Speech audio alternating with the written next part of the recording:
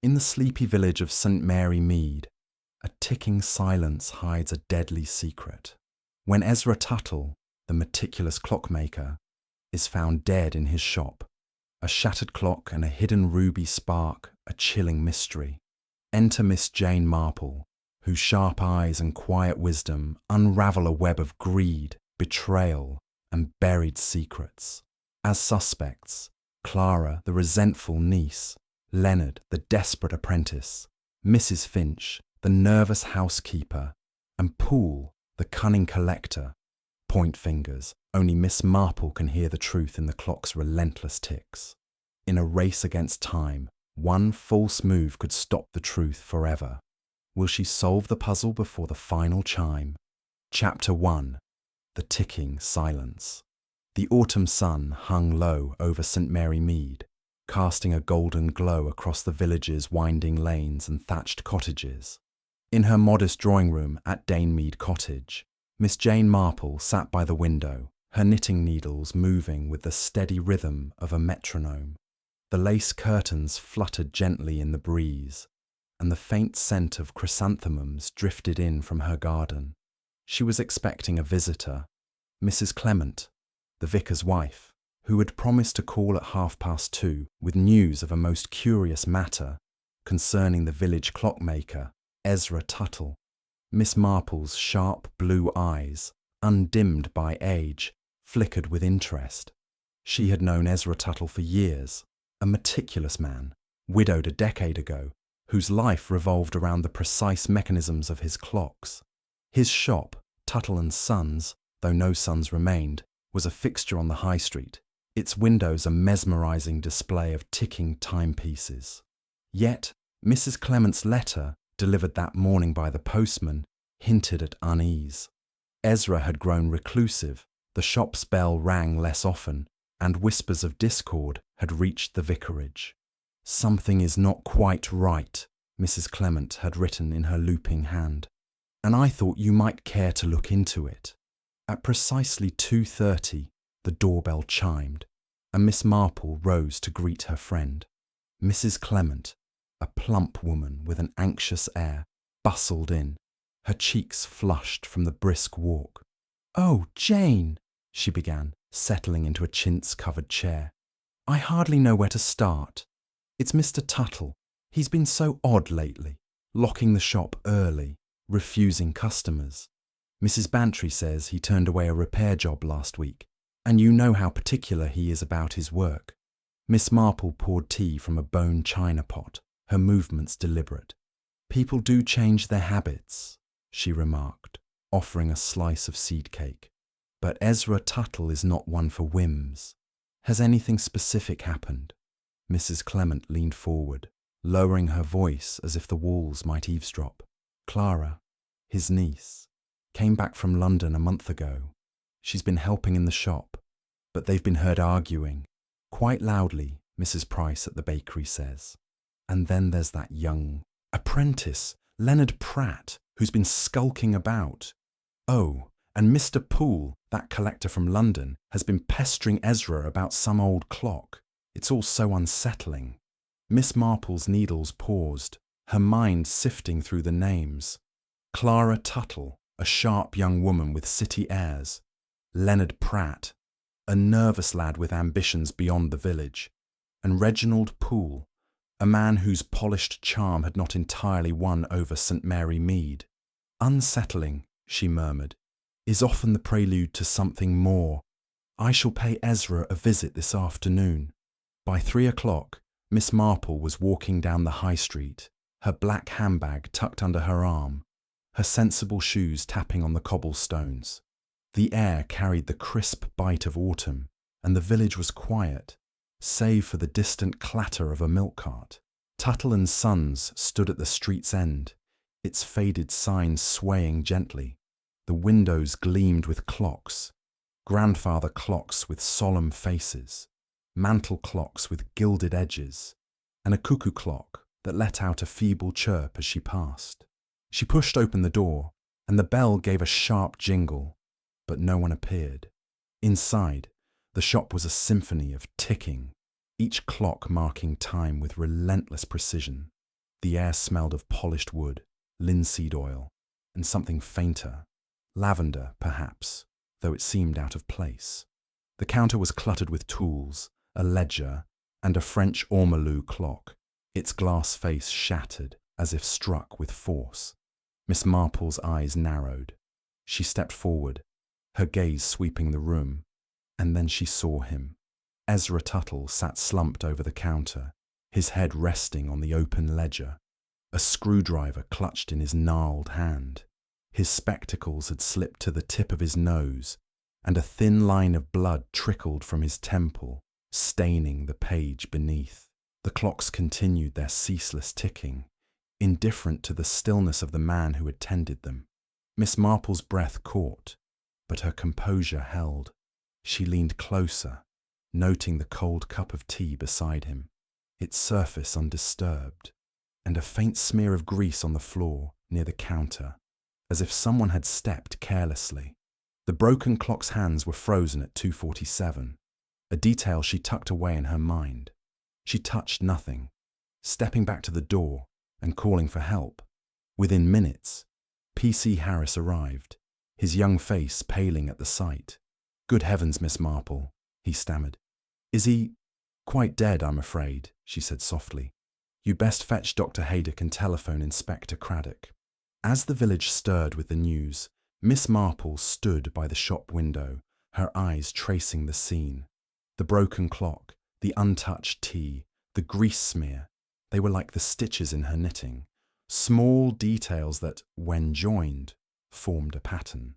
Ezra Tuttle's death was no accident, and in St. Mary Mead, where secrets hid behind every lace curtain, Miss Marple knew the truth lay in the things people overlooked. She adjusted her hat, her mind already turning to the human frailties that had brought death to the old clockmaker's shop. Chapter 2. The Gathering of Suspects. The village hall of St. Mary Mead, a sturdy building with ivy-clad walls and a steeply pitched roof, hummed with an undercurrent of unease as the clock struck 6. The news of Ezra Tuttle's death had spread with the speed of a spark in dry grass, and the villagers, drawn by curiosity and dread, whispered in clusters outside. Inside, the hall was arranged for an impromptu inquiry, with trestle tables pushed to one side and chairs set in a semicircle before a small platform.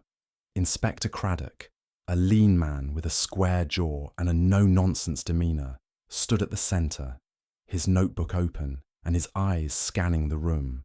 He had arrived from the county station within hours of the murder, his reputation for methodical precision preceding him.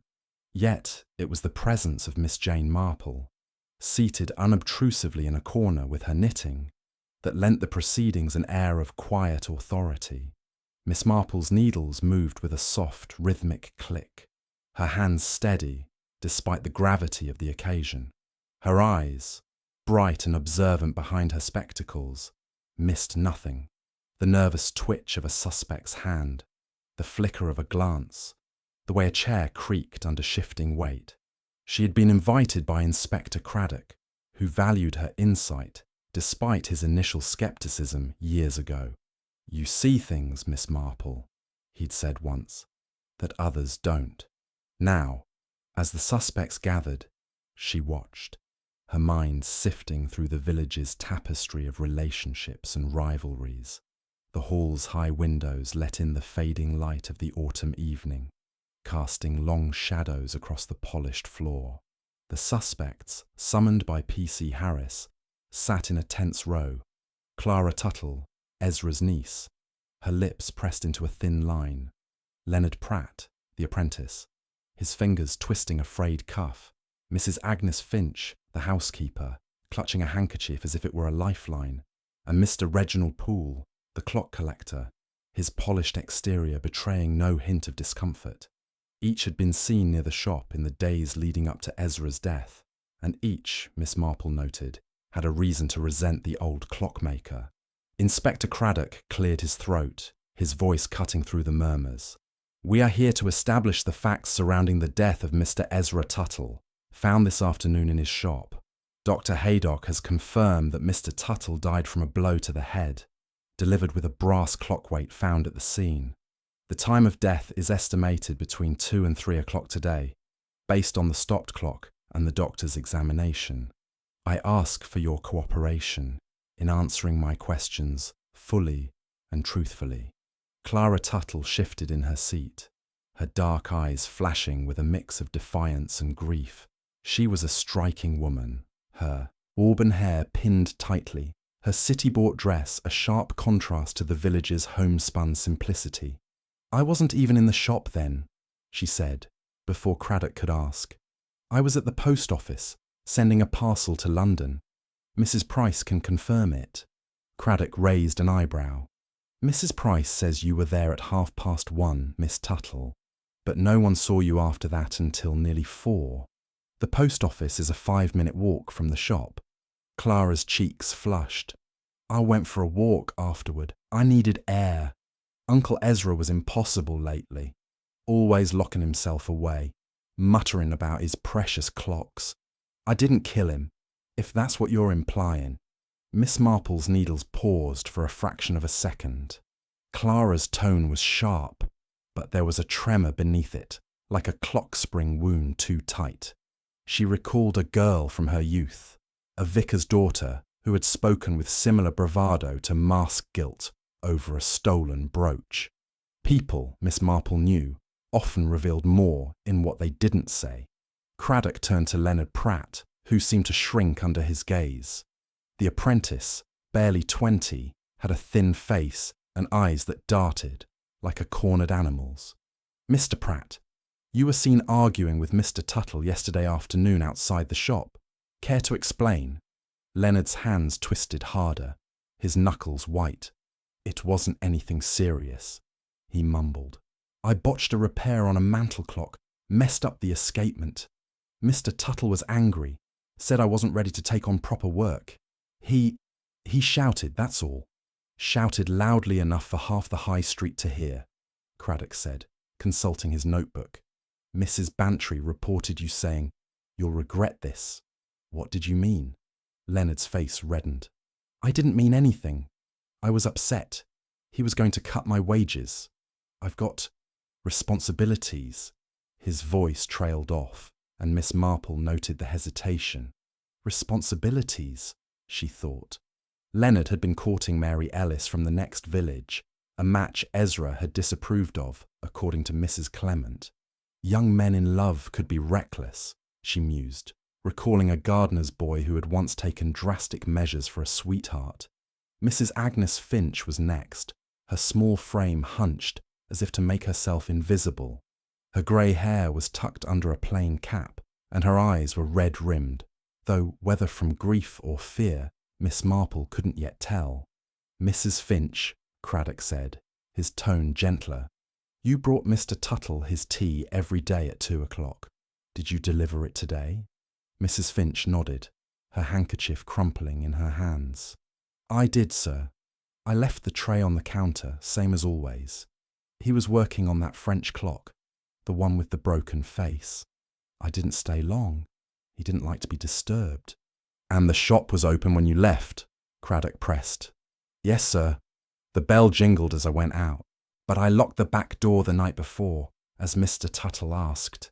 He'd been particular about that lately." Her voice quavered, and Miss Marple's eyes narrowed. The back door, she thought, and the smear of grease on the floor. Mrs. Finch's duties included polishing, and her apron often carried the scent of linseed oil, a small detail, but one worth noting. Finally, Craddock turned to Reginald Poole, who sat with the calm assurance of a man accustomed to wealth. His tailored suit and gold watch chain spoke of London, not St. Mary Mead, and his smile was polite but guarded. "Mr. Poole, you visited Mr. Tuttle several times this week about a 17th century verge escapement clock. Why were you so persistent?" Poole's smile didn't waver. "I'm a collector, Inspector. That clock is a rare piece, a Thomas Tompion, one of the finest examples of early English clockmaking. I offered Mr. Tuttle a generous sum, but he refused to sell, said it was a family heirloom. I respected his decision, though I admit I was disappointed." Disappointed enough to visit the shop late last night? Craddock asked, his voice sharp. Mrs. Clement saw you leaving at nearly 10 o'clock. Poole's smile faltered, but only for a moment. I stopped by to make one final offer. Mr. Tuttle was alive and well when I left. We parted on civil terms. Miss Marple's needles clicked softly. Poole's composure was admirable, but she had seen such polish before, in a solicitor who had charmed a widow out of her savings. Men like Poole, she thought, often hid their greed behind a veneer of civility. She made a mental note of his shoes, polished to a mirror shine, and wondered if they could have left the grease smear. Craddock closed his notebook with a snap. The murder weapon, a brass clock weight, was wiped clean of fingerprints. The broken clock on the counter stopped at 2:47, which may indicate the time of death. We're still awaiting forensic results, but I urge anyone with information to come forward. This is a small village. Someone saw something. The suspects exchanged glances, each wary of the others. Clara's eyes lingered on Leonard, who avoided her gaze. Mrs. Finch dabbed at her eyes and Poole adjusted his cufflinks, his expression unreadable. Miss Marple, unnoticed by most, watched the interplay, her mind turning over the details like the gears of one of Ezra's clocks. The untouched tea, she thought, was curious. Ezra was known to drink his tea promptly, yet the cup had been cold, its surface unbroken. And the grease smear, fresh, not ground into the floor as it would be from days of traffic. Someone had been careless, and carelessness, she knew, was often the undoing of even the cleverest plans. As the meeting adjourned, the suspects filed out, their footsteps echoing in the hall. Craddock approached Miss Marple, his expression one of cautious respect. Well, Miss Marple, any thoughts? They're a prickly lot, and none of them have a solid alibi for the time of death. Miss Marple folded her knitting, her smile serene. People are rarely as clever as they think, Inspector. The truth lies in the small things, the things they assume no one notices. For instance, that tea. Why was it untouched? And the grease on the floor. It's not the sort one finds on a customer's shoes. Craddock frowned, jotting a note. You think the grease is significant? I think, she said, her voice soft but firm, that it tells a story. Someone was in a hurry, perhaps, or distracted. And distraction, in my experience, comes from guilt or fear. Outside, the village was settling into dusk, the street lamps casting a soft glow on the cobblestones. Miss Marple walked home, her mind alive with possibilities.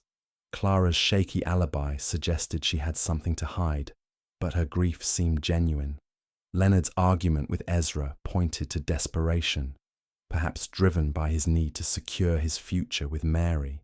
Mrs. Finch's trembling hands and vague answers hinted at knowledge she wasn't sharing. And Poole, his calm was too perfect, like a clock wound to conceal a flaw in its mechanism. Back at Danemead Cottage, Miss Marple lit a fire and settled into her armchair. Her knitting resumed. She thought of Ezra Tuttle, a man whose life had been measured in seconds and minutes, yet whose death had disrupted the village's rhythm. The clocks in his shop had kept ticking, indifferent to his fate, but Miss Marple knew that somewhere among them was a clue, a single tick out of place that would reveal the killer. She recalled a case from years ago, a theft in the village where a maid's nervousness over a broken vase had led to the discovery of a stolen necklace. Small things, she thought, always betrayed the truth. As the fire crackled, Miss Marple's thoughts turned to the suspect's motives. Clara stood to inherit the shop, but her frustration with Ezra's old-fashioned ways was well known. Leonard's financial straits and Ezra's disapproval of his courtship could have pushed him to act rashly. Mrs. Finch, loyal but overlooked, might have seen something she wasn't telling, or done something she regretted.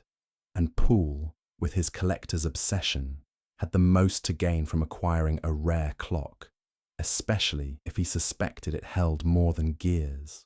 The village clock struck 8, its chime carrying through the still night. Miss Marple set her knitting aside, her mind made up.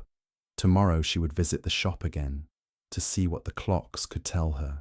For now, she sipped her tea, her eyes fixed on the fire, and thought of human nature, how it wound itself tight, like a spring, until it snapped. In St. Mary Mead, where every face was familiar, the truth was never far from the surface, waiting for someone with the patience to listen to its ticking. Chapter 3. The Clockmaker's Secrets. The morning after the gathering in the village hall, St. Mary Mead woke to a sky heavy with clouds, the air damp with the promise of rain. Miss Jane Marple, undeterred by the weather, donned her tweed coat and sturdy hat, her black handbag swinging lightly at her side as she made her way to Tuttle and Sons.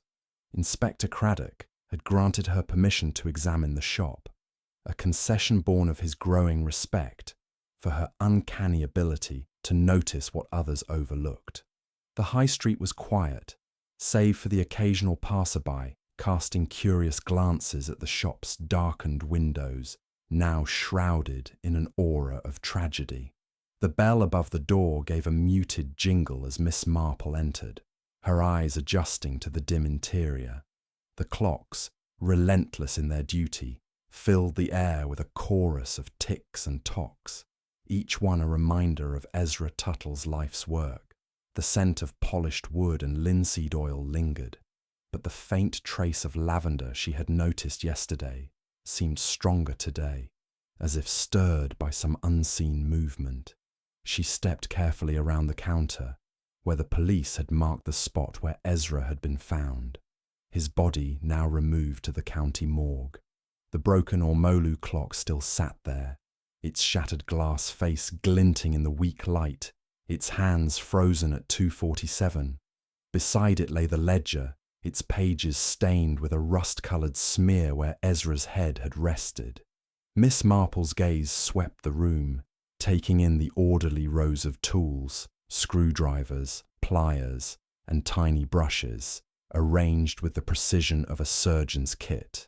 A small workbench in the corner held a partially disassembled grandfather clock, its pendulum still, its gears exposed like the innards of some mechanical beast. She noted a faint scratch on the workbench, fresh and sharp, as if something heavy had been dragged across it. Her fingers brushed the ledger, and she opened it to the last entry, written in Ezra's meticulous hand, RP, 17th C, verge escapement, offer refused, 10-9. Reginald Poole, she thought, and his persistent pursuit of the Tompion clock. But another entry, dated a week earlier, caught her eye. CT, repair delayed to be completed by 15-9. Clara Tuttle, perhaps, or another clock. The ambiguity nagged at her. As she pondered, the door jingled, and Clara Tuttle stepped inside, her face pale but composed. Her auburn hair was pulled back severely, and her eyes, though red-rimmed, held a spark of defiance. "Miss Marple," she said, her voice tight, "I didn't expect to see you here. The police said the shop was off-limits. Inspector Craddock kindly allowed me to look around," Miss Marple replied, her tone mild. "I find that places like this often have stories to tell, if one listens closely. You must know the shop well, having helped your uncle." Clara's lips twitched, as if suppressing a retort. "I tried to help, but Uncle Ezra was stubborn. He wouldn't let me touch the valuable pieces, said I didn't have the patience for it. All he cared about was his clocks." She gestured toward the broken ormolu piece. "That one, for instance. He was obsessed with it, locked himself in the back room for hours working on it." Miss Marple's eyes flickered to the clock. "Obsessed, you say? Did he mention why it was so important?" Clara hesitated, her fingers brushing the edge of the counter. "He said it was a commission, something special for a client, but he wouldn't tell me who. He'd been secretive for weeks, always checking the locks, sending me out on errands so he could be alone." Miss Marple nodded, her mind turning to a seamstress she had known in her youth, who hid love letters in the lining of her dresses to keep them from prying eyes. Secrets, she thought. were often guarded with such care. "And did you notice anything unusual yesterday, before you went to the post office?" Clara's gaze darted away. Nothing out of the ordinary. He was at the counter, fiddling with that clock. "I left around 1:30, as I told the inspector." Her voice was steady, but Miss Marple caught the slight tightening of her jaw, a sign of strain she had seen in a shop girl years ago who had lied about a stolen shawl. As Clara spoke, Miss Marple's eyes fell on a small brass key, half hidden beneath a cloth on the counter. It was ornate, unlike the practical tools around it, and seemed out of place. She picked it up, turning it in her fingers. "This key," she said casually. "Do you know what it unlocks?" Clara glanced at it, her expression unreadable. "No idea. Uncle Ezra had keys for everything. Clocks, cabinets, the back room. He was paranoid about theft." Miss Marple slipped the key into her handbag, her smile serene. Quite understandable, in a shop full of treasures. She moved toward the back room, a narrow space cluttered with crates and clock parts. A heavy oak door, reinforced with iron, stood at the far end, its lock gleaming. She tested it. Locked, as Mrs. Finch had said. The key from the counter she suspected might fit, but she would wait for Craddock's presence before trying it. Instead, she examined a shelf of ledgers, their spines labelled with years. One, dated 5 years prior, was slightly askew, as if recently handled. She pulled it down and found a folded letter tucked inside. Its paper yellowed, but intact.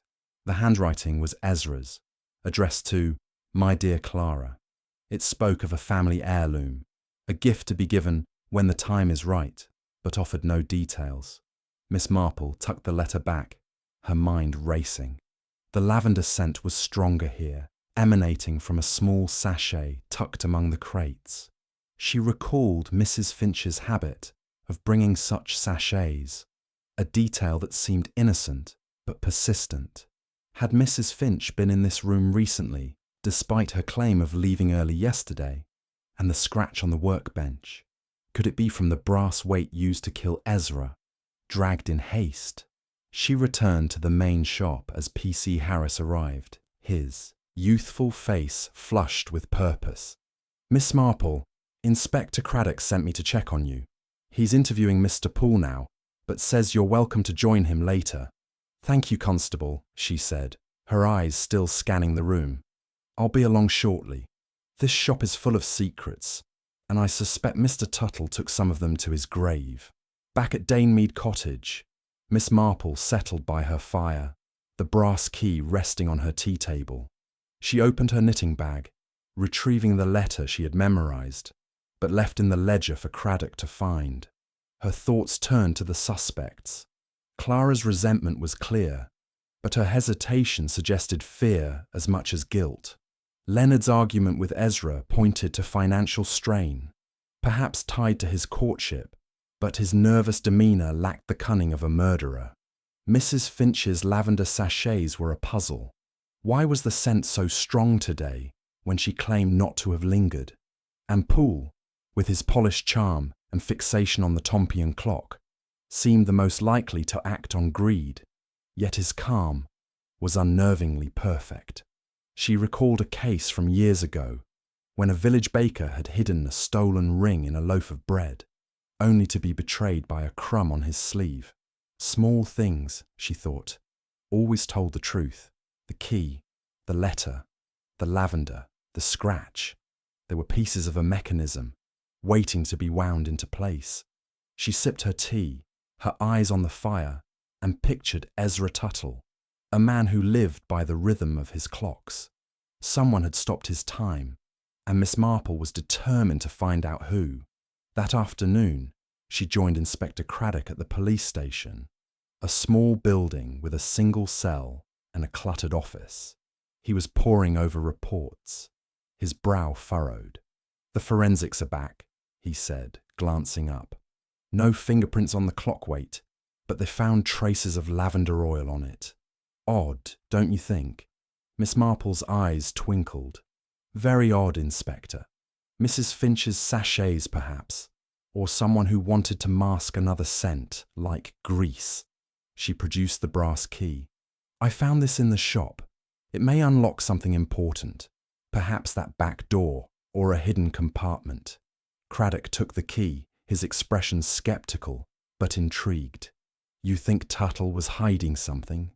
I think, she said softly, that people hide what they value most, and sometimes what they fear. Ezra Tuttle was a careful man, but someone knew his secrets and used them against him. As Craddock sent P.C. Harris to test the key, Miss Marple leaned back, her mind ticking like the clocks she had left behind. The shop was a puzzle box, and the killer, she was certain, had left a spring out of place. It was only a matter of time before she found it. Chapter 4.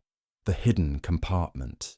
The rain that had threatened St. Mary Mead all morning finally broke as Miss Jane Marple sat in her drawing room, her knitting needles, idle for once. The patter against the windows was a soft counterpoint to her thoughts, which turned ceaselessly to the murder of Ezra Tuttle. The brass key she had found in the clockmaker's shop lay on her tea table, its ornate design catching the flicker of the firelight.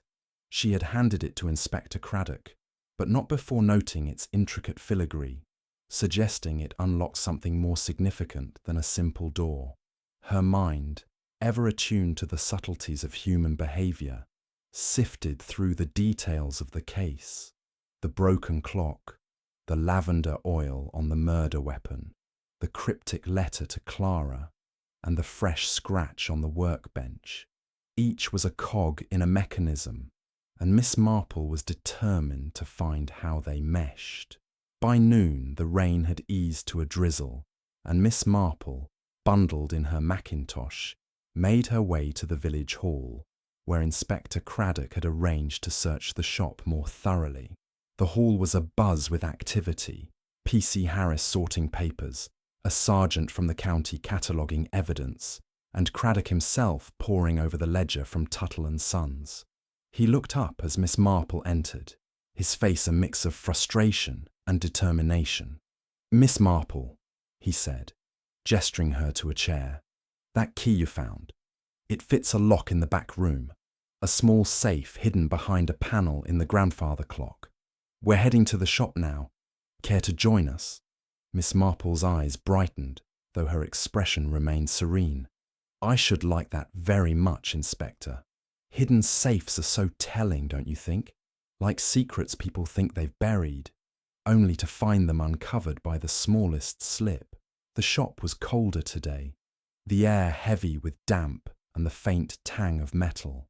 The clocks ticked on, their rhythm unbroken by the tragedy that had silenced their maker.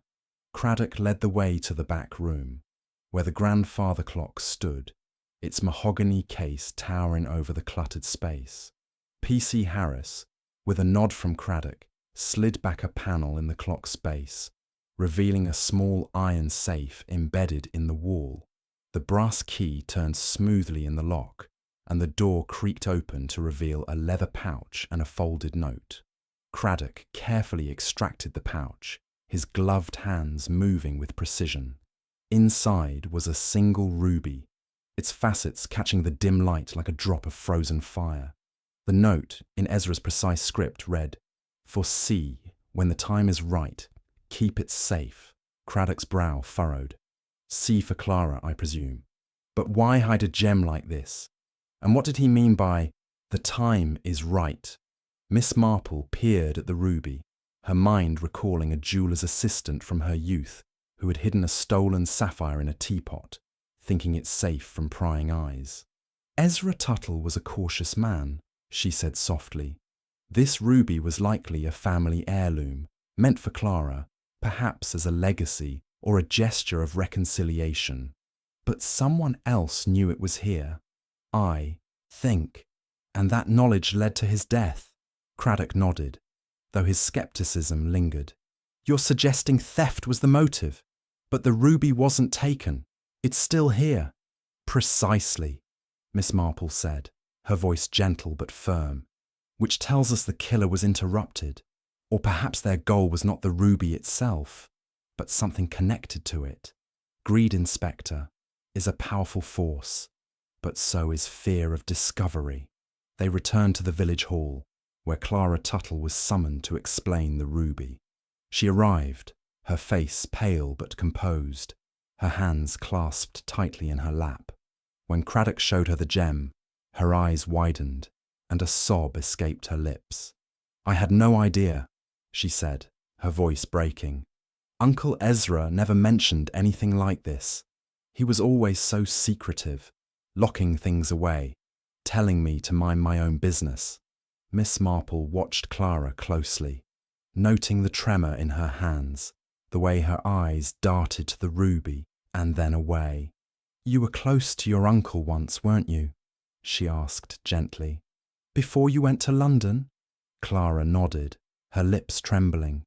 "When I was a girl, he taught me about clocks, how to listen to their rhythm, how to fix a gear. But when I came back, he treated me like a stranger, said I'd changed, that I didn't respect his ways." She wiped her eyes. "If that ruby was for me, why didn't he tell me? Why hide it?" Miss Marple's expression softened, but her mind was sharp. Clara's grief seemed genuine, yet there was a calculation in her words, as if she were measuring their effect. She recalled a young woman in St. Mary Mead, who had wept convincingly over a lost locket, only to be found selling it in the next town. "Sometimes," Miss Marple said, "people hide things to protect them, or to protect themselves." As Clara left, Craddock turned to Miss Marple. "She's hiding something, isn't she? Her alibi's still shaky, and that ruby gives her a motive." "Perhaps," Miss Marple replied, her needles resuming their quiet click. "But motives are like clock hands, Inspector. They point in many directions, and it's the mechanism behind them that matters." That evening, Miss Marple invited Leonard Pratt for tea at Danemead Cottage. The young apprentice arrived, his thin frame hunched, his eyes wary. The fire cast shadows on his face as he sat, clutching a chipped teacup. Miss Marple's questions were gentle, almost conversational, but her intent was precise. "You must have learned a great deal from Mr. Tuttle," she said, offering a slice of fruitcake. "He was a master at his craft, wasn't he?" Leonard nodded, his fingers fidgeting with the cup's handle. "He was, ma'am. Knew every gear, every spring. But he was hard on me. Said I wasn't careful enough. That clock, the French one, I ruined it, and he never let me forget it."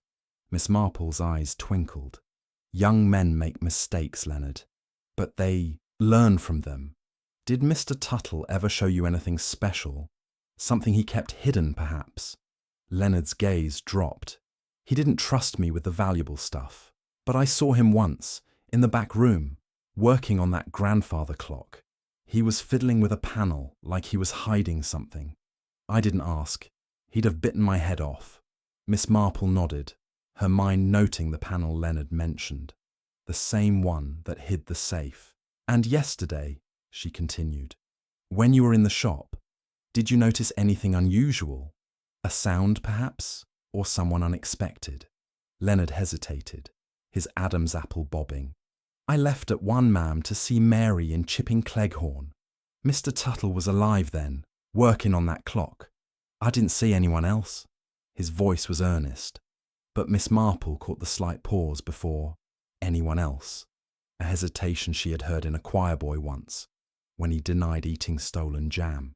As Leonard left, Miss Marple sat by the fire, her thoughts turning to the ruby.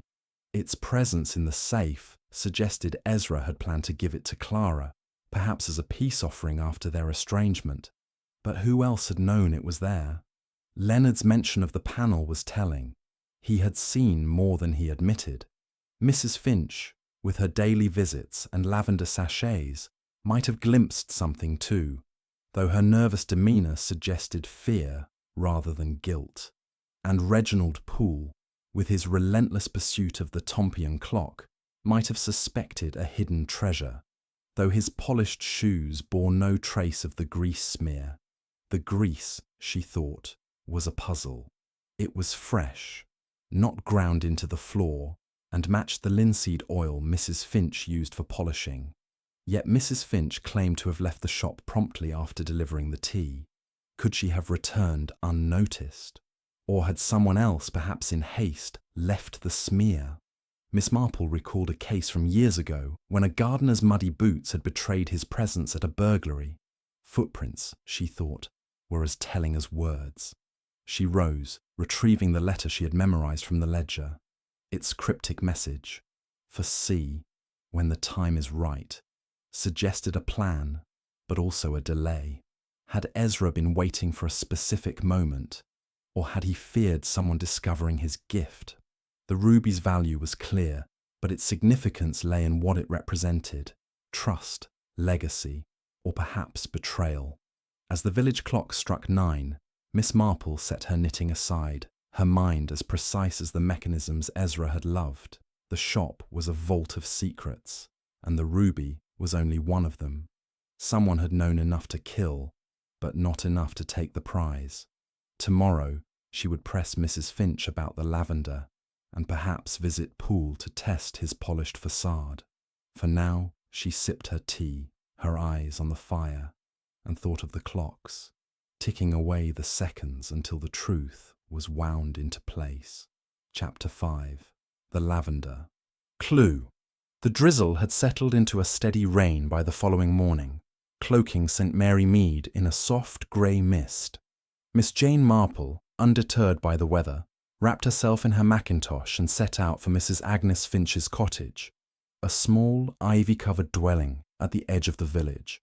Her mind was occupied with the details of Ezra Tuttle's murder, the ruby in the hidden safe, the cryptic note, the broken clock, and, most persistently, the lavender scent that seemed to weave through the case like a delicate thread. The oil found on the murder weapon, as Inspector Craddock had noted, carried traces of lavender, and Miss Marple was certain this was no coincidence.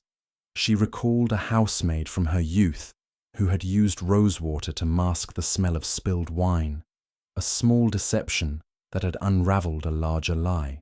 Small scents, she thought, could lead to great truths. Mrs. Finch's cottage was tidy, its front garden lined with late-blooming asters, their purple heads bowed under the rain.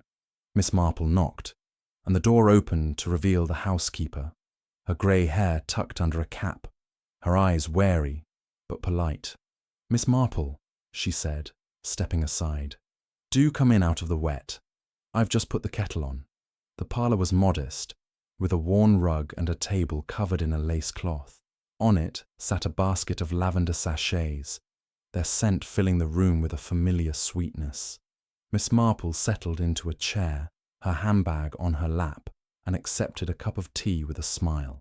"You have such a knack for these sachets, Mrs. Finch," she said, her tone conversational. "I noticed the same lovely scent in Mr. Tuttle's shop. You brought them regularly, I understand." Mrs. Finch's hands trembled slightly as she poured the tea. "Oh, yes, ma'am. Mr. Tuttle liked them. Said they kept the air fresh, what with all the oil and dust in the shop. I'd leave 1 or 2 every few days, tucked near the counter or in the back room." Miss Marple sipped her tea, her eyes gentle but piercing. "And yesterday, when you brought his tea, did you leave a sachet then? The scent was quite strong when I visited the shop this morning." Mrs. Finch's cup clinked against its saucer. "Yesterday? No, ma'am, I didn't. I brought the tea at 2, as always, but I left straight after. Mr. Tuttle was busy, and he didn't like me lingering." Her voice was earnest, but her fingers twisted the edge of her apron, where Miss Marple noted a faint stain of linseed oil. "How curious," Miss Marple said, her voice soft. The lavender was so distinct, almost as if a fresh sachet had been placed recently. Perhaps someone else brought one. She paused, watching Mrs. Finch's face. The housekeeper's eyes darted to the basket, then back to her tea, a flush creeping up her neck. "I wouldn't know, ma'am," she said quickly. "Maybe Clara or young Leonard. They were in and out of the shop often enough." Miss Marple nodded, her mind cataloguing the reaction. Mrs. Finch was nervous, But was it guilt or merely the strain of being questioned? She recalled a village seamstress who had blushed just so when asked about a missing bolt of cloth, only to be found innocent but frightened of suspicion. "You locked the back door the night before, you said," Miss Marple continued. "Did you notice anything unusual then? A sound, perhaps, or a light in the shop?" Mrs. Finch shook her head. "It was all quiet, ma'am. I locked the door at 6, as Mr. Tuttle asked. He'd been particular about it lately, always checking the locks himself." Her voice faltered, and she added, almost to herself, "He was worried about something, I could tell. Kept muttering about trust and betrayal." Miss Marple's needles, which she had brought as a pretext, clicked softly in her lap. "Trust and betrayal," she repeated. "Words that carry weight, Mrs. Finch. Did he ever mention who he distrusted?" The housekeeper hesitated, her hands stilling. "Not by name, ma'am, but he'd say things like, 'People want what's not theirs,' and 'clocks keep secrets better than folks.' I thought he meant Clara, maybe, or that Mr. Poole, who was always after that old clock." Miss Marple's eyes twinkled behind her spectacles. The Tompion clock again, she thought, and Reginald Poole's persistent offers. But Ezra's words suggested a deeper fear, one tied to the ruby, or perhaps something else hidden in the shop. She thanked Mrs. Finch and left, her mind turning to the lavender oil on the murder weapon. It was an odd detail, suggesting either carelessness or a deliberate attempt to mislead. Had someone handled a sachet before picking up the brass weight, or was the oil a clue to another presence in the shop? Back on the high street, Miss Marple paused outside Tuttle and Sons, where a small crowd had gathered, whispering about the murder. She caught a snippet of conversation from Mrs. Bantry, who was regaling the postmistress with tales of Ezra's reclusiveness. "And that Mr. Poole," Mrs. Bantry said, her voice carrying. "He was seen leaving the shop late Monday night, bold as brass. I told the inspector, you mark my words, there's something fishy about him." Miss Marple filed the information away, her thoughts returning to Poole. His polished demeanour and collector's zeal made him a compelling suspect, but his shoes, gleaming and free of grease, puzzled her. The smear on the shop floor, fresh and oily, pointed to someone familiar with the shop's workings, someone like Mrs. Finch, whose apron bore similar stains, or perhaps Leonard, who handled tools daily. Yet Leonard's hands, when she had seen him at tea, were clean, almost obsessively so. She decided to visit Poole herself, to test his composure. His lodgings were at the Blue Boar, the village's only inn, a quaint establishment with low ceilings and a roaring fire. Poole was in the parlour reading a newspaper, his gold watch chain glinting in the lamplight. He rose as Miss Marple entered, his smile courteous but guarded. "Miss Marple, an unexpected pleasure. I suppose you're here about poor Tuttle." "Indeed," she said, settling into a chair. "A tragic business. I understand you were quite keen on acquiring his Tompion clock. A remarkable piece, I'm told." Poole's smile tightened. "A masterpiece of craftsmanship, Miss Marple. I offered Tuttle a fair price, more than fair if I'm honest, but he was intractable. Said it had been in his family for generations, not to be sold for any sum." He leaned back, his fingers drumming lightly on the armrest. "I saw him Monday night, as I told the inspector. We discussed the clock, but he was alive when I left, I assure you." Miss Marple's eyes rested on his hands, manicured and unblemished. "And did you notice anything unusual that night? A scent, perhaps, or a sound from the shop?" Poole's brow furrowed, but his voice remained steady. "Nothing out of the ordinary. The shop was full of clocks, ticking away like always. There was a faint smell, lavender, I think, but I didn't think much of it. Tuttle was at his counter, working on that French clock, the one that's broken now." Miss Marple nodded, her mind noting the consistency of his story, yet something in his tone, a touch too rehearsed, reminded her of a curate who had once spun a tale to cover a minor indiscretion. "You must have been disappointed," she said, "to leave empty-handed after so many visits." Poole's smile returned, but it didn't reach his eyes.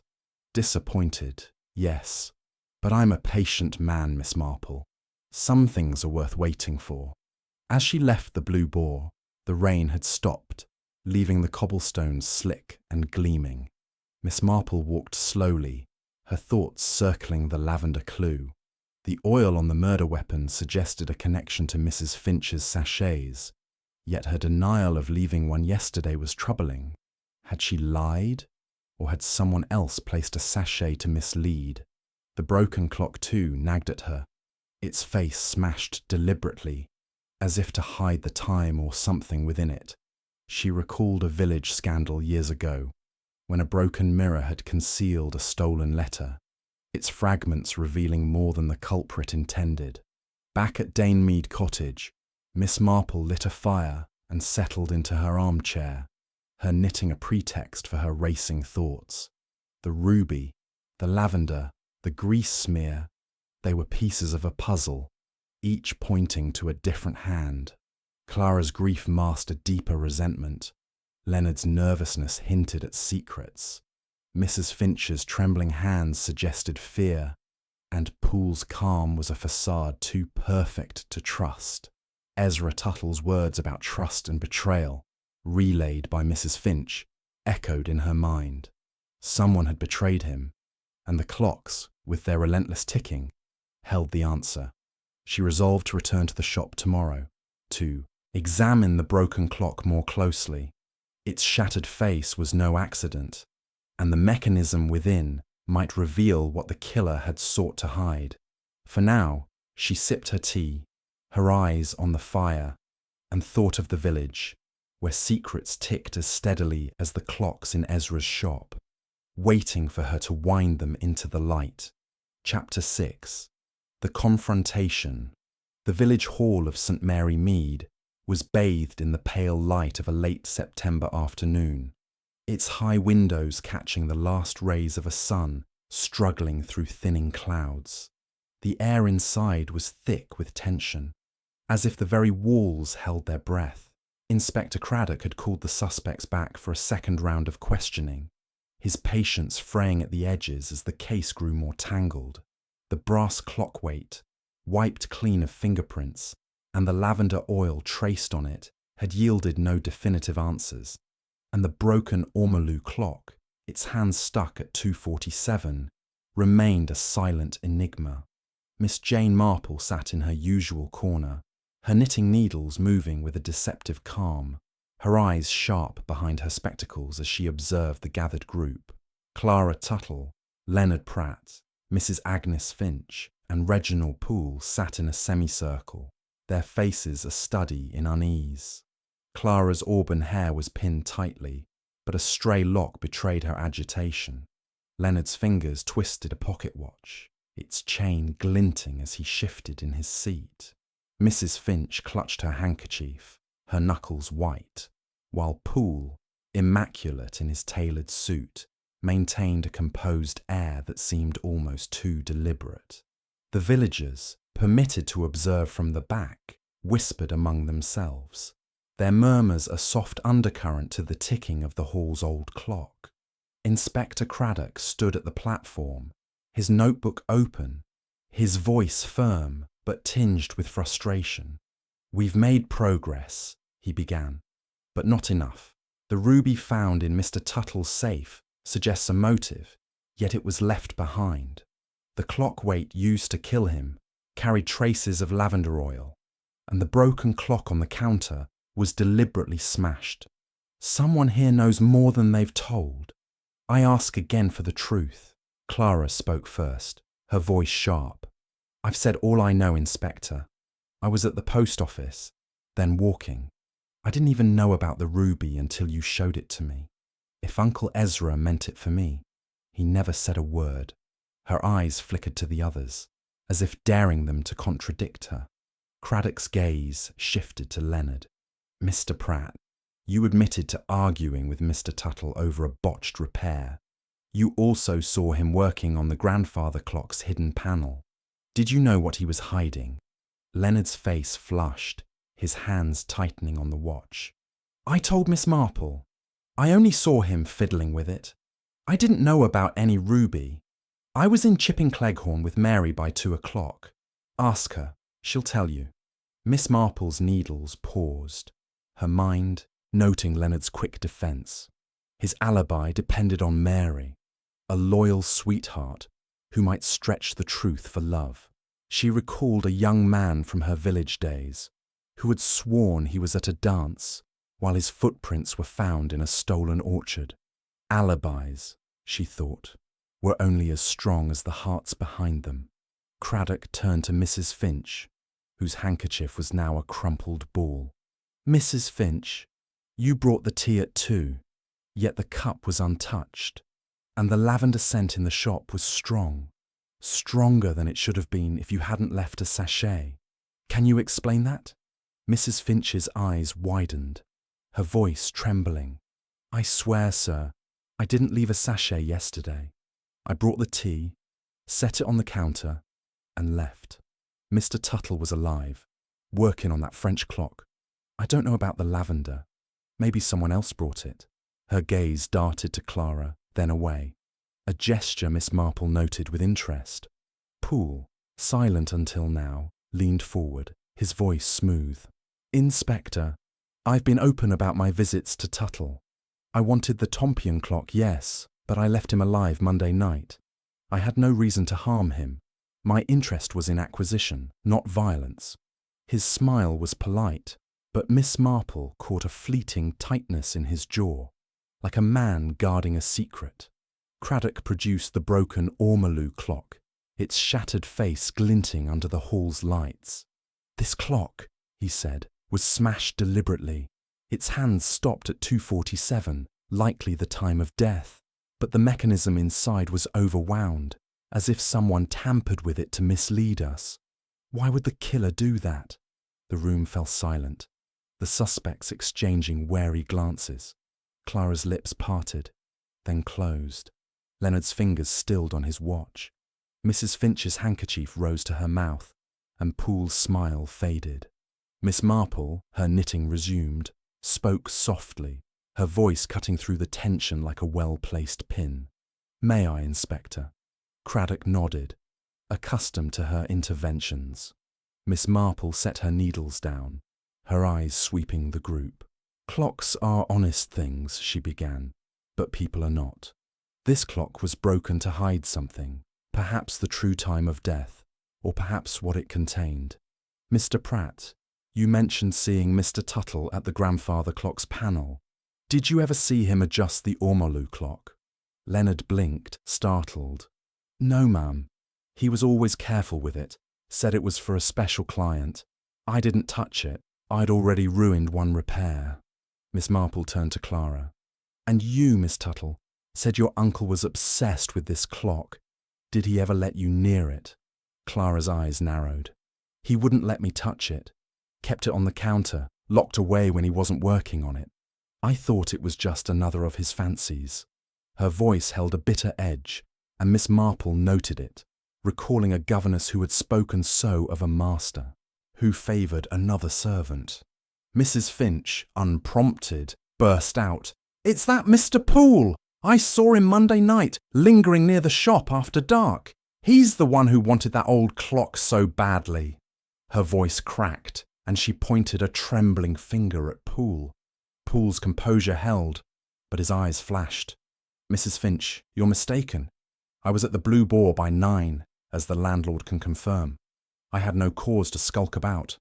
Miss Marple's gaze settled on Mrs. Finch. And yet, Mrs. Finch, the lavender scent in the shop was strong, as if a sachet had been placed recently. You denied leaving one yesterday, but your sachets are distinctive.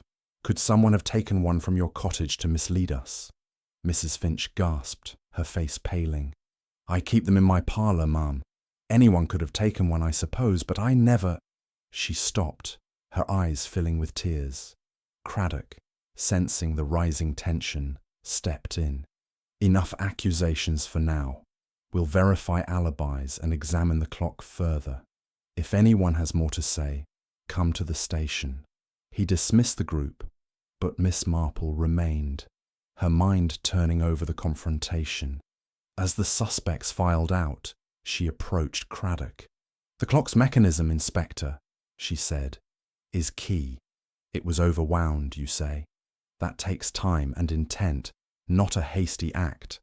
Someone wanted to obscure the truth, perhaps because they were in the shop longer than they claim." Craddock nodded, his expression thoughtful.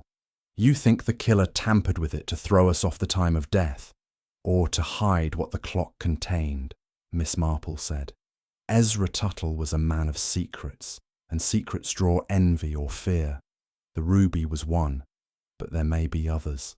Back at Danemead Cottage, Miss Marple sat by her fire, her knitting untouched as she pondered. The confrontation had revealed cracks: Clara's bitterness, Leonard's defensiveness, Mrs. Finch's fear, and Poole's calculated calm. The lavender oil on the murder weapon pointed to Mrs. Finch, yet her distress seemed genuine. Leonard's knowledge of the hidden panel suggested opportunity, but his nervousness lacked guile. Clara's shaky alibi and the ruby's note hinted at motive, yet her grief was raw. Poole, with his fixation on the Tompion clock, had the most to gain, but his clean shoes puzzled her against the grease smear. She recalled a village incident years ago, when a broken window had been blamed on a storm, but the shards revealed a thief's entry. The Ormolu clock's shattered face was similar, a deliberate act to conceal. Had it held another secret, like the ruby in the safe, or was the time itself the clue, pointing to someone who needed to shift suspicion? The village clock struck 7, its chime a reminder of time's relentless march. Miss Marple sipped her tea, her eyes on the fire. The truth was close, ticking in the shadows of the shop. Tomorrow she would ask Craddock to examine the clock's mechanism more closely, and perhaps press Mrs. Finch about her sachet's accessibility. For now, she thought of Ezra Tuttle, a man whose life had been measured in precise seconds, undone by someone who had tampered with time itself. Chapter 7. The Final Tick. The evening air in St. Mary Mead carried a chill that seeped through the lace curtains of Danemead Cottage, where Miss Jane Marple sat by her fire, her knitting needles still for once. The confrontation in the village hall had left ripples of unease, and her mind was a whirl of details: the overwound Ormolu clock, the lavender oil on the brass weight, the ruby's cryptic note, and the grease smear that seemed to point accusingly at someone familiar with the shop's workings. She had invited Inspector Craddock for a late tea, sensing that the case was nearing its resolution, like a clock spring wound to its breaking point. The village clock struck 8, its chime a solemn reminder of the hours slipping away, and she prepared to lay out her theory. Craddock arrived, his face etched with the strain of a case that refused to yield easily. He settled into the chintz-covered armchair, accepting a cup of tea with a nod. "Miss Marple," he said, setting his notebook on the table, "we've checked alibis again, but they're still flimsy. Clara's walk after the post office has no witnesses. Leonard's trip to Chipping Cleghorn is only backed by his sweetheart. Mrs. Finch insists she left the shop at 2, and Poole's landlord confirms he was at the Blue Boar by 9 Monday night. The clock's mechanism is being examined tomorrow, but I'm hoping you've seen something I've missed." Miss Marple's eyes twinkled, though her expression remained serene. "You're very kind to indulge an old woman's fancies, Inspector, but it's the small things, you know, that tell the bigger stories. Let's begin with the grease smear on the shop floor. It was fresh, not ground in, and matched the linseed oil Mrs. Finch uses for polishing. Yet her apron, when I visited her, had similar stains, and she admitted to locking the back door the night before. Her hands, however, were clean when she brought the tea. Too clean, perhaps, for someone who polishes daily." Craddock's brow furrowed. "You think she's lying about not returning to the shop?" "Not lying, perhaps, but withholding," Miss Marple said, her voice soft. Mrs. Finch is frightened, not guilty. Her lavender sachets are another matter. The scent in the shop was strong, yet she denied leaving one yesterday. The oil on the murder weapon suggests someone handled a sachet before or after the act. But Mrs. Finch's cottage is open to all. Anyone could have taken one. Craddock jotted a note. So the lavender could be a plant to point us to her. Or to mislead us entirely, Miss Marple replied. Now consider the broken clock. Its face was smashed, but the mechanism was overwound. A deliberate act requiring time and knowledge. Clara knew the shop's workings but was kept at arm's length by Ezra. Leonard, the apprentice, had the skill but lacked the nerve, I think. His hands, when I saw him, were clean, almost scrubbed raw. A sign of guilt, perhaps, but not of murder. Craddock leaned forward. You're ruling out Leonard? Not entirely, she said, but his fear is of discovery, not guilt. He admitted to stealing small parts for money, which Ezra discovered. That's motive, but not for murder. Clara, too, had motive. The ruby, the shop, her resentment. But her grief feels real, like a girl I knew who wept for a father she quarrelled with. Craddock's eyes narrowed. That leaves Poole. His fixation on the Tompion clock is suspicious, and Mrs. Bantry's sighting of him Monday night doesn't help his case. Miss Marple nodded, her fingers brushing the edge of her teacup. Mr. Poole is a man who covets, Inspector, and covetousness can turn to desperation.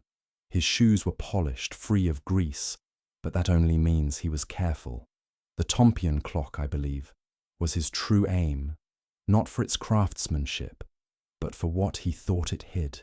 The ruby, perhaps, or another secret Ezra guarded. When Ezra refused to sell, Poole's patience snapped. She paused, her eyes distant, recalling a merchant who had once pressured a widow for a rare painting, only to resort to theft when refused. The broken clock, she continued, was smashed to obscure its secrets, but the overwinding suggests haste, a need to mislead. Poole was in the shop Monday night, and I suspect he returned the next day after Mrs. Finch left the tea. He argued with Ezra, struck him with the brass weight, perhaps in a moment of rage, and then tampered with the clock to suggest a later time of death. Craddock frowned. But the grease smear? Poole's no craftsman. He wouldn't use linseed oil. Exactly, Miss Marple said, her voice firm. The smear was a mistake, left by someone else in the shop earlier. Mrs. Finch, perhaps, polishing the counter before she left. Poole, in his haste, stepped over it, leaving no trace of his own. His shoes, you see, are always impeccable, but his composure is not. I noticed a bead of sweat at the confrontation, a crack in his polish. Craddock leaned back, his expression a mix of skepticism and admiration. You're suggesting Poole killed Tuttle, smashed the clock, and left the ruby behind? Not left by choice, Miss Marple said. He was interrupted, perhaps by a sound outside, or fear of discovery. The ruby was in the safe, which he didn't find. His goal was the Tompion clock, believing it held the ruby or another treasure. When he realized his mistake, he fled, leaving the shop as it was. Craddock rubbed his chin. It's a theory, Miss Marple, but we need evidence. The clock's mechanism might tell us more, and I'll have Poole's shoes checked for any trace of oil, however faint. Miss Marple smiled, her needles resuming their click. Evidence is like a clock's gears, Inspector. It's there, waiting to be aligned. I suggest you ask Mrs. Finch who had access to her sachets, and check the Tompion clock for signs of tampering. Poole may have left a mark, even if he thinks he didn't. As Craddock left, promising to follow her leads, Miss Marple sat back, her mind still ticking. The lavender oil, she thought, was a clever touch, perhaps taken from Mrs. Finch's cottage to cast suspicion on her. Poole's collector's zeal had blinded him, much like a doctor she once knew who had forged a prescription for gain, only to be caught by a misplaced pen. The truth, she was certain, lay in the shop's silent witnesses, the clocks that had seen Ezra's final moments. The next morning, she joined Craddock at Tuttle and Sons, where a police technician was examining the Omolu clock. The technician, a young man with a magnifying glass, confirmed Miss Marple's suspicion. The clock's escapement had been deliberately jammed, a task requiring skill but not finesse. "It's as if someone wound it tight to make it stop," he said, "but didn't know how to reset the gears." Craddock, holding the Tompion clock, pointed to a faint scratch on its case. "This wasn't here when we first catalogued it," he said. "Could be Poole's doing, trying to pry it open." Miss Marple nodded, her eyes on the scratch. "A man in a hurry makes mistakes, Inspector." Poole's patience was his mask, but his greed was his undoing. Back at the station, Craddock confronted Poole with the new evidence. A search of his room at the Blue Boar revealed a pair of shoes with a trace of linseed oil hidden beneath a pile of clothes. Faced with the scratch on the Tompion clock and Mrs. Bantry's testimony of his late-night visit, Poole's composure cracked. "I didn't mean to kill him," he admitted, his voice low. "I went back Tuesday, after Finch left. Tuttle refused to sell the clock again, laughed at me. I lost my temper, grabbed the weight. It was over in a moment. I smashed the clock to make it look like a robbery gone wrong." Miss Marple, listening quietly, felt no triumph, only a quiet sadness. Greed, she thought, was a spring that wound too tight, snapping under its own pressure. The clocks of Tuttle and Sons would tick on, but Ezra's time had been stolen, and no mechanism could bring it back. Chapter 8. The closing of the case. The rain had cleared by the morning after Reginald Poole's confession, leaving St. Mary Mead bathed in a crisp autumn light that glinted off the wet cobblestones. Miss Jane Marple sat in her drawing room at Danemead Cottage, her knitting needles moving with their familiar rhythm, the fire casting a warm glow across the familiar chintz and lace. The village was abuzz with the news of Poole's arrest, and the clocks of Tuttle and Sons, though silent now under police, en garde, seemed to echo in her thoughts. The case was solved, yet Miss Marple felt the quiet melancholy that often followed the unravelling of human frailty. She sipped her tea, her eyes on the flames, and reflected on the threads that had woven the truth together. Inspector Craddock arrived just after 10, his face weary but relieved. He settled into the armchair opposite her, his notebook tucked away for once. "It's done, Miss Marple," he said, accepting a cup of tea. "Poole's confessed fully. He's being held at the county station, and the evidence, the scratch on the Tompion clock, the trace of linseed oil on his shoes, and Mrs. Bantry's sighting, seals it. He thought the ruby was hidden in the clock, not the safe. When Tuttle refused to sell, Poole went back Tuesday, argued, and struck him in a fit of rage. The broken ormolu clock was a clumsy attempt to stage a robbery." Miss Marple nodded, her needles clicking softly. "Greed is a powerful force, Inspector, but it blinds as much as it drives. Mr. Poole saw only the prize, not the cost. I've known men like him, a banker once in my youth, who ruined a family for a plot of land he coveted. The signs are always there, in the small things." Craddock leaned forward, his expression one of quiet admiration. "The lavender oil threw me, I'll admit. We thought it pointed to Mrs. Finch, but Poole admitted he took a sachet from her cottage Monday night, thinking it would mask any scent of his presence. He didn't count on it clinging to the murder weapon." "A mistake," Miss Marple said, her voice gentle. Like the grease smear he stepped over, he was careful, but not careful enough. The clocks, you see, were Ezra's silent witnesses. They kept ticking, even when he could not. The details of Poole's confession had clarified the case's final pieces. He had visited Tuttle Monday night, pressing once more for the Tompion clock, which he believed concealed a valuable gem based on rumours among collectors. Tuttle's refusal had stung his pride, and when he returned Tuesday, just after Mrs. Finch's tea delivery, the argument turned deadly. In a moment of fury, Poole had seized the brass weight, striking Tuttle and leaving him slumped over the ledger. Panicked, he smashed the ormolu clock's face to suggest a struggle, overwinding its mechanism to obscure the time of death. The ruby, hidden in the safe, went unnoticed as he fled, hearing footsteps on the high street.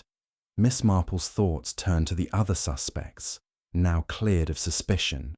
Clara Tuttle, informed of the arrest, had visited the shop one last time, her face a mix of relief and sorrow. The ruby, confirmed as a family heirloom, was hers by right, and she planned to sell it to fund a new life in London, leaving the shop to be managed by a cousin. Miss Marple had seen her in the village that morning, her step lighter, though her eyes still carried the weight of her uncle's death. "She'll carry on," Miss Marple murmured to herself, "as young women do, even after loss." Leonard Pratt, the nervous apprentice, had been chastened by his brush with suspicion. His admission of stealing clock parts had shamed him, but Ezra's death had shaken him more. At Miss Marple's gentle urging, he had proposed to Mary Ellis, his sweetheart, and the two were planning a modest wedding in Chipping Cleghorn. Youth is resilient, Miss Marple thought, recalling a lad who had turned from petty theft to honest work after a stern word from the vicar. Mrs. Agnes Finch, her fears allayed, had resumed her quiet routine, her lavender sachets once again scenting the villagers' homes. She had confided to Miss Marple, during a brief visit, that Ezra's mutterings about betrayal had haunted her, but she was relieved to know they hadn't pointed to her. "She's a simple soul," Miss Marple said to Craddock, "but loyal." Her sachets were a kindness, twisted into a deception by another's hand. Craddock set his cup down, his eyes on Miss Marple. "You saw it all, didn't you? The grease, the lavender, the clock's mechanism. Things I'd have missed. How do you do it, Miss Marple?" She smiled, her needles pausing. "I watch, Inspector, and I listen. People are much the same, whether in St. Mary Mead or London. Their weaknesses, greed, fear, pride, show in the little things. A smear of oil, a too clean hand, a bead of sweat. They're like stitches in a pattern, and once you see the thread, the whole design comes clear." Craddock rose, tipping his hat. "The village owes you, as do I. We'll close the case today, and Tuttle and Sons will reopen soon, under new hands. I hope you'll take a rest now, Miss Marple." She chuckled softly. "Rest is for clocks that need rewinding, Inspector. I'll keep my needles busy and my eyes open. St. Mary Mead is never as quiet as it seems." As Craddock left, Miss Marple returned to her knitting, her thoughts drifting to Ezra Tuttle. A man of precision, he had lived by the rhythm of his clocks, only to be undone by a collector's greed. The ruby, meant for Clara, had been a gesture of love, hidden until the time was right, a time that never came. She recalled a village widow who had hidden a locket for her daughter, only to lose it to a thief's impatience. Secrets, she thought, were fragile things, ticking like bombs until they burst. The village clock struck noon, its chime carrying through the clear air. Miss Marple set her knitting aside, her eyes on the garden, where the last chrysanthemum stood defiant against the autumn chill. St. Mary Mead would settle back into its gentle routine, its gossip softened by time, but she knew the clocks would keep ticking, and with them, the secrets of human hearts, waiting for someone like her to hear their final tick.